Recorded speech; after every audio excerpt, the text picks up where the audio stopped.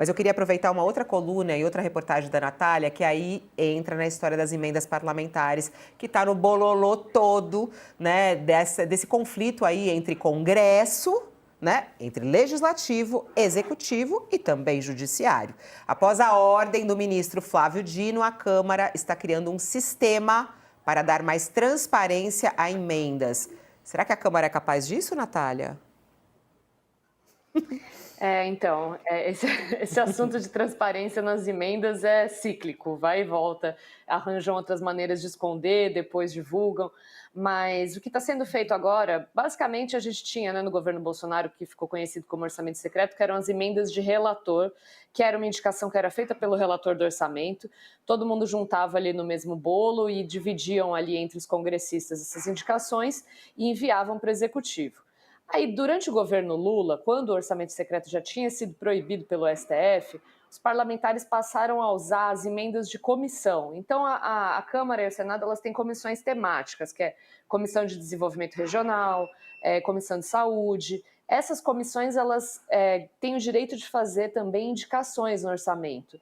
E aí, em vez de usar isso para o presidente da comissão fazer uma indicação e os integrantes da comissão fazerem uma indicação, eles aumentaram esse valor para ser também de cerca de 10 bilhões e distribuir entre todo mundo, todos os deputados todos os deputados e todos os senadores, e aí eles faziam uma divisão. Isso também foi proibido agora, e o STF considerou que isso estava sendo usado da mesma forma que era usado o orçamento secreto, e a partir de agora a Câmara vai ter que dar publicidade a essas emendas. Então foi criado esse sistema que vai dar transparência aí para as emendas e mostrar qual deputado está indicando cada emenda, cada indicação. É isso, Natália, um beijo para você. Parabéns aí pelas reportagens. A Natália está sempre de olho no que os políticos estão fazendo e a gente ama isso, porque ela vai revelando tudo aqui e trazendo transparência que a gente encontra aqui também no UOL. Um beijo para você, bom trabalho. Obrigada, Fabíola. Tchau, tchau. Até a próxima. Vamos pegar o gancho das emendas, Josias, para que a gente possa entender, né? Quando a gente fala em transparência das emendas parlamentares. Você acredita que isso possa vir a acontecer? Não, não acredito não, Fabíola, porque o Congresso sempre encontrará um subterfúgio para se livrar da transparência, né? O que é muito lamentável, né? Porque nós estamos tratando de dinheiro público. Mas hoje, Fabíola, está acontecendo, esta sexta-feira, oferece aos brasileiros um espetáculo que expõe as vísceras do sistema político em 3 atos, todos envolvendo emendas parlamentares. E juntos, esses 3 atos expõem o código de barras que coloca um preço no sistema político brasileiro. No primeiro ato, a Polícia Federal achou maços de dinheiro dentro de um guarda-roupas. Hoje, sexta-feira, a gaveta foi puxada no âmbito de um inquérito sobre emendas parlamentares. Aí estão encrencados 2 prefeitos baianos, já foram afastados, inclusive, por ordem do Supremo. Um deputado federal, Félix Mendonça Júnior, teve o sigilo telefônico quebrado. Então está lá a Polícia Federal escarafunchando, mais um escândalo envolvendo emendas parlamentares. No outro ato, o noticiário informa que o governo liberou em 3 dias, entre segunda e quarta-feira, 1,1 bilhão de reais em emendas parlamentares. E a abertura dos cofres, essa abertura que ocorreu de forma relâmpago, não impediu que o Congresso humilhasse o Lula com aquela votação em que foi revogado o aumento do Imposto sobre Operações Financeiras, o IOF. E no terceiro ato, Fabíola, o ministro Flávio Dino, do Supremo, está presidindo hoje uma audiência pública em que se questiona a obrigatoriedade da liberação dessas emendas que permitem aos congressistas gastar a verba pública como se fosse dinheiro grátis. Então, se você junta os 3 atos, a polícia batendo na porta de pessoas suspeitas de desviar verba de emendas, encontrando maços de dinheiro, o noticiário sobre a nova abertura de cofres para saciar o apetite de congressistas.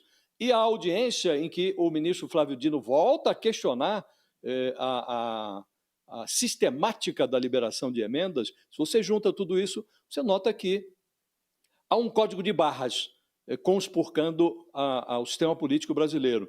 E isso está na raiz dos problemas que nós estamos vivenciando hoje, porque esse código de barras, essa forma como se estabeleceu a liberação de emendas, isso é um sistema que começou a ser implementado lá atrás, na gestão do Eduardo Cunha, como presidente da Câmara, ainda no governo Dilma, e foi crescendo, e hoje boa parte dessas emendas tem a execução obrigatória. O governo não tem o que fazer. O congressista definiu, espetou lá a despesa no orçamento, o governo é obrigado a pagar. E nós estamos vendo, num caso se sucedendo ao outro, o noticiário está infestado de evidências de que o dinheiro está escorrendo pelo ladrão, né? E o Congresso ganhou uma independência inaudita, porque executa despesas, faz o que bem entende com a verba pública e não se sente responsável pelo resultado, pela devassidão que prevalece no funcionamento da democracia, ou no desfuncionamento, porque está muito disfuncional o sistema. Então, nós precisamos resolver esse problema, Fabíola.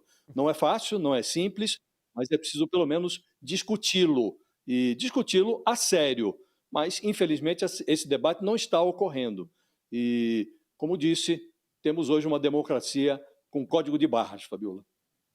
E as pessoas não acreditam muito, né, nessa possibilidade de transparência, né? O Paulo Jorge manda mensagem aqui falando assim, olha, essa transparência não existe em nenhum lugar. Nem no executivo, nem no judiciário e nem no legislativo. Não tenho esperança nenhuma dessa transparência. Isso é muito triste para a política brasileira, né? O quanto o brasileiro desacredita na capacidade de a gente ter transparência nas nossas instituições democráticas, né? Hoje, inclusive, tem uma audiência pública no Supremo Tribunal Federal sobre a execução das emendas parlamentares impositivas e que vai reunir o presidente da Câmara, Hugo Mota, do Senado, Davi Alcolumbre, além também de integrantes do governo, o ministro da Advocacia Geral da União, Jorge Messias, o vice-presidente do Tribunal de Contas da União, Jorge Oliveira, além de representantes também da Procuradoria-Geral da República. O que seria uma transparência, sabe, Abrúcia? Sabe aquela transparência do vidro que a gente vê? Essa transparência. Como que se dá essa transparência? De que maneira isso pode chegar aos eleitores brasileiros para que eles tenham confiança nessas emendas parlamentares? Olha, se o sistema de emendas for vinculado, na verdade, a gastos públicos que apareçam transparentemente nos sites do governo federal ou do governo estadual, municipal, tanto faz, tudo bem. O problema é que essas emendas PIX vão direto para a conta corrente da prefeitura. Ninguém sabe como é gasto depois. Veja, eles estão querendo transformar uma parte das emendas para pagar gastos de custeio da saúde. Isso é uma loucura, que aí você não vai mesmo saber de onde vem. Eu vou repetir o que eu falei antes. As emendas parlamentares, particularmente em torno dos 50 bilhões, em torno de 15 bilhões, hoje são instrumento para financiamento privado de campanha no Brasil. Nós acabamos com um financiamento privado que tinha muitas corrupções, não vou nem contar todas as histórias, vocês já sabem quais foram no passado, e criamos um mais intransparente ainda, é pior. Porque antes o TSE pelo menos sabia mais ou menos quais eram as zonas de risco. Olha, aqui tem um financiamento muito grande de alguém que é fornecedor da Petrobras. Olha, aqui tem um financiamento muito grande de uma empresa que está fazendo lá um lobby. Hoje, as emendas PIX, nós não sabemos nem onde está vindo essa corrupção, que é uma corrupção miúda e que financia campanhas de deputado estadual, deputado federal no Brasil inteirinho. E é muito dinheiro, 15 bilhões é quase 3 seguros-defeso. É isto. Então nós temos que pensar que, para criar transparência, eu acho que o mais correto é vincular essas emendas PIX a políticas públicas que existem. Se os deputados estão insatisfeitos com as políticas públicas que existem, e é o direito legítimo deles estarem, que mudem as políticas públicas. Mas o dinheiro tem que estar lá no orçamento, na política pública. Estou gastando para construir uma creche, que é a política tal. Estou gastando para construir uma UBS, que é uma política tal do Ministério da Saúde. Dinheiro que cai de helicóptero, porque é isso. Essas emendas se transformaram em dinheiros que caem de helicóptero. Não é rastreável isso. Então a gente tem que mudar isso urgentemente. E vou lembrar, essa briga do IOF, muita gente falando, mas tem a ver com os presidentes da Câmara e do Senado querendo demonstrar força, tem a ver com a queda de popularidade do Lula, tem a ver principalmente com as emendas. Porque no clima hoje do Congresso Nacional é de muito medo. Neste ano, o gasto de emendas foi ainda pequeno, porque o orçamento começou a funcionar em abril, né? Por culpa dos parlamentares, é bom lembrar, né? Mas com essa constante ameaça do Supremo e com denúncias, Fabíola, o que foi aconteceu agora que o Josias contou na Bahia, isso vai explodir até o ano que vem. Isso vai explodir, vai aparecer em um monte de lugar.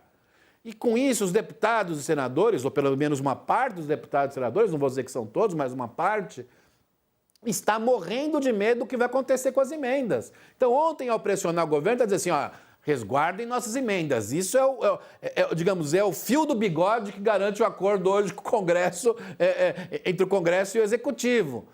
Só que isso não vai sustentar até a eleição. De um lado não vai sustentar porque o Supremo vai continuar pressionando e vão surgir mais e mais denúncias. E o Congresso vai ficar mal com a opinião pública. As emendas vão começar a ser tóxicas.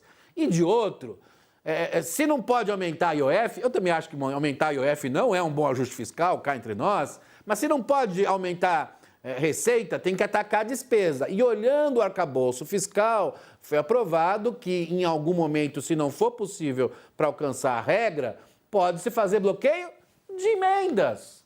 No final, essa briga, se continuar ao longo do segundo semestre de 2025, significa que em 2026, quando o governo já não vai ter mais nenhuma pauta no Congresso, não dá para fazer nem impeachment, nada, vão bloquear as emendas. E se bloquearem, digamos, 30% das emendas, muito deputado não vai se eleger.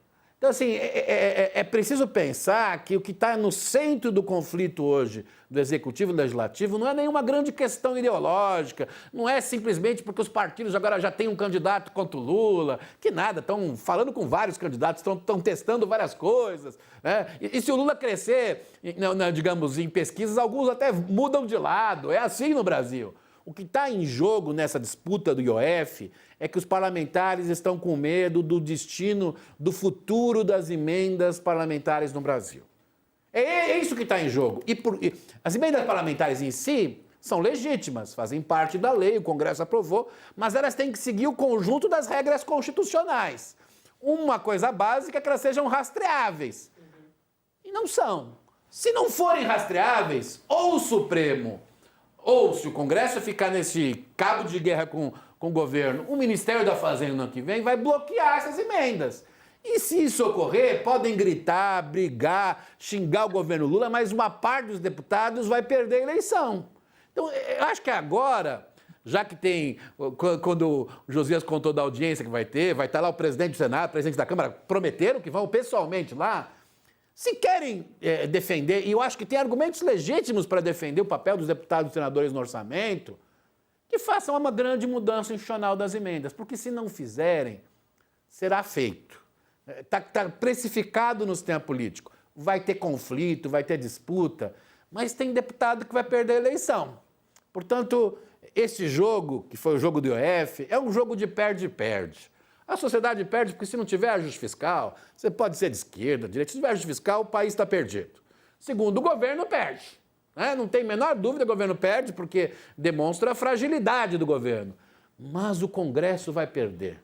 Porque se continuar esse cabo de guerra, quem vai sair do orçamento para garantir o ajuste fiscal vai ser um conjunto de 30% das emendas. Aí tem deputado que está votando contra o governo que não poderá votar contra o governo em 2027. E isso é tão complexo para a sociedade brasileira como um todo, que nem a gente está aqui refletindo, analisando. Só que, assim, é louco isso, né?